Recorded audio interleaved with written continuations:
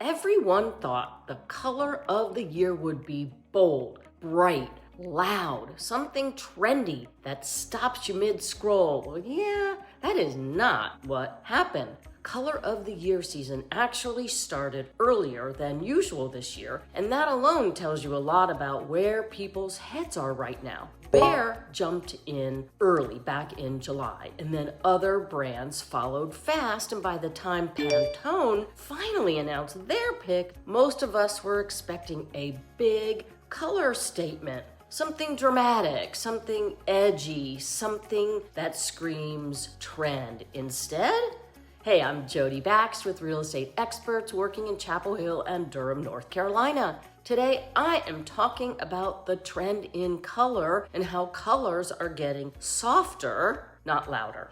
So what do you think Pantone chose? Amazing! They chose white.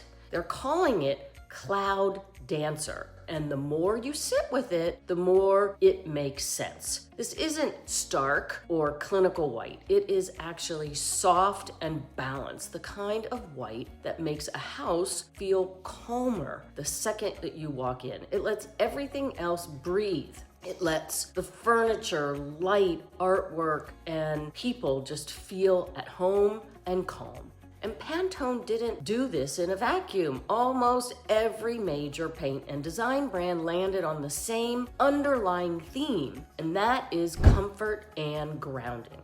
On the exterior, James Hardie went with dark and stormy with iron gray. It's moody, strong, and looks incredible paired with warm wood tones. It feels modern without feeling cold. Like I care about design, but I also want my house to feel solid.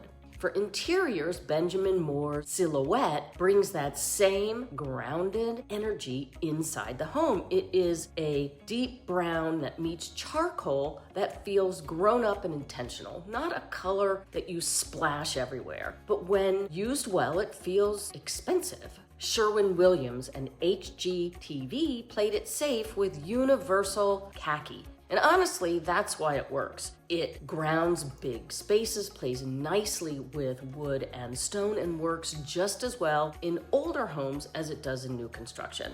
And then there's the return of brown, which I know sounds a little scary until you actually see it done well between shades like coffee bean, warm mahogany, and special walnut. It's clear we're done pretending everything needs to be light, blonde, and washed out. People want depth again, warmth, colors that feel like they have a little history.